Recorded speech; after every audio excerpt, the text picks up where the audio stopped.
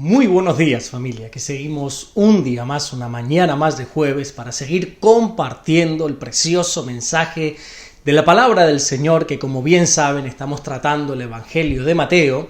Y en esta ocasión nos vamos a detener en el capítulo 12, versículo 4, pero como no quiero que esto quede como un poco en el aire, permíteme leerte también el versículo 3 para poder acceder al 4 y entenderlo mejor. Pero vamos a estar meditando en el 4, ¿vale? Mateo capítulo 12 versículo 3 dice: pero él les dijo, ese él hace referencia a Jesús, pero él les dijo: ¿no habéis leído lo que hizo David cuando él y los que con él estaban tuvieron hambre?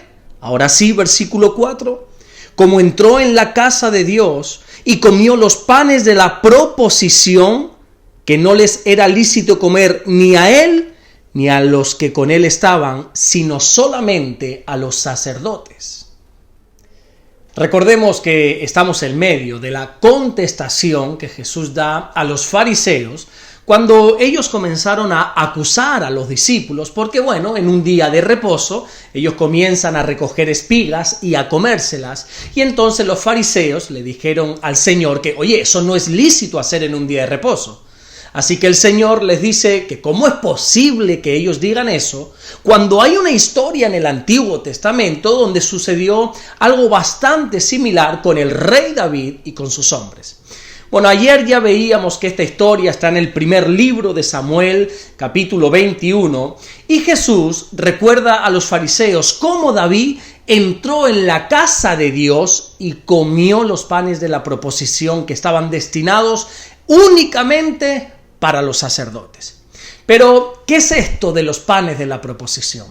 Porque yo no sé por qué, pero estoy convencido que algunos no saben qué es esto, ni quizá lo hayan escuchado de los panes de la proposición. Mira, te explico. Cuando Dios libera a su pueblo de la opresión de los egipcios por medio de la mano de Moisés y los hace caminar por el desierto 40 años, Dios ordenó a Moisés a levantar algo llamado tabernáculo, que para que nosotros nos podamos hacer una idea rápidamente, era como una especie de tienda de campaña donde allí moraría la presencia de Dios. Los hebreos, ellos estaban distribuidos, organizados a través de 12 tribus, que es lo que nosotros conocemos como las 12 tribus de Israel. Y solo había una tribu que podía montar, desmontar todo el tema del tabernáculo, y es la tribu de Leví. Todas las órdenes que le da Dios a esta tribu con el fin de servir y de poder ministrar en el tabernáculo y posteriormente en el templo, lo encontramos en el apasionante libro de Levítico, que mientras que para algunos es un libro aburrido que no lo leen, sin embargo para aquellos que nos gusta, nos encanta estudiar la Biblia, este libro es apasionante. Yo recuerdo que hace como 10 años atrás hice un estudio de este libro capítulo por capítulo y es impresionante las referencias que hay hacia Jesús en este libro. Pero a lo que vamos. En el tabernáculo habían 3 secciones bien delimitadas. La primera sección es el atrio, que era un patio al aire libre que estaba delimitado por unas vallas, ¿verdad?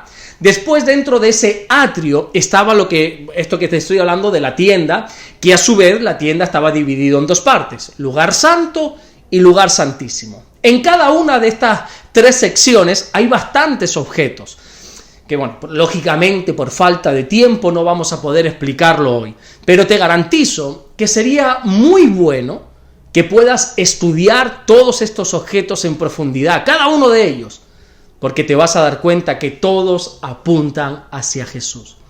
En el lugar santo, ahí habían varias cosas, como por ejemplo el candelabro con 7 brazos, que es precisamente lo que yo tengo aquí, que es lo que nosotros conocemos como la menorá. Y esto servía, para dar luz a ese lugar. Recuerda que más adelante Jesús diría en el Evangelio de Juan, capítulo 8, versículo 12, yo soy la luz del mundo.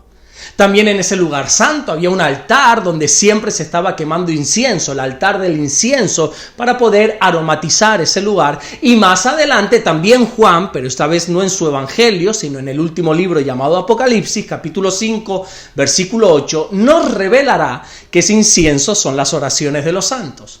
Pero había un tercer elemento en el lugar santo, que era una mesa donde ahí se colocaban los panes de la proposición. En Éxodos capítulo 25, versículo 30, Dios le dijo a Moisés que pusiese sobre la mesa el pan de la proposición delante de él continuamente. Cada sábado, cada día de reposo, cada Shabbat, se cambiaba ese pan por uno nuevo. Y el pan que se retiraba era tan santo que no se podía tirar, sino que se lo comía el sacerdote, que recuerda una vez más que provenía el sacerdote de la tribu de Leví. Este pan hacía referencia, alusión a la comunión de Dios con el pueblo. De hecho, quizá para nosotros no lo entendamos del todo porque la palabra proposición no significa mucho, pero esta palabra significa presencia. Incluso algunas versiones de la Biblia han traducido los panes de la proposición como los panes de la presencia, del rostro de la presencia.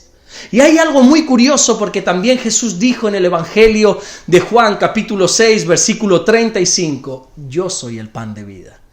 Y en una ocasión que David estaba huyendo de Saúl porque quería darle muerte, tuvo tanta hambre que la única opción que encontró David fue ir hacia el tabernáculo y acercarse al sacerdote que, si no recuerdo mal, se llamaba Ahimelech, y pedirle algo de comer. Y el sacerdote, como no tenía nada para ofrecerle, le dio únicamente lo que estaba al alcance de su mano, que no eran otras cosas, sino los panes de la proposición. David no era de la tribu de Leví, sino que él viene de la tribu de Judá. David no era sacerdote, él era rey. Así que David no cumplía ninguno de los requisitos para que pudiese acceder a comer los panes de la proposición.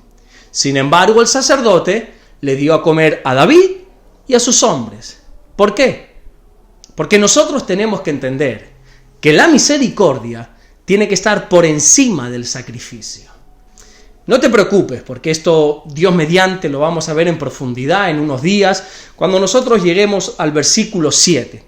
Pero lo que pretendo resaltar en esta mañana, en esta ocasión, es que hay veces, hay ocasiones, que se pueden enfrentar la misericordia hacia alguien y los sacrificios que hacemos para Dios. Y cuando esto sucede, lo que tiene que prevalecer siempre es la misericordia, dice la Biblia. No hubiera estado bien si los discípulos del Señor hubiesen recogido espigas y comida y se las hubieran comido en un día de reposo simplemente por placer. Pero te invito a que nuevamente puedas leer el primer versículo de este capítulo 12 de Mateo, cuando ahí se nos aclara, se nos dice que los discípulos tuvieron hambre. No hubiera estado bien que David y que sus hombres simplemente por placer, por glotonería, hubiesen comido de un pan tan sagrado como lo era el pan de la proposición. Pero estaban en medio de una necesidad. La misericordia es lo más importante. Por eso Jesús dijo en este Evangelio de Mateo, capítulo 5 y versículo 7, bienaventurados los misericordiosos, porque ellos alcanzarán misericordia.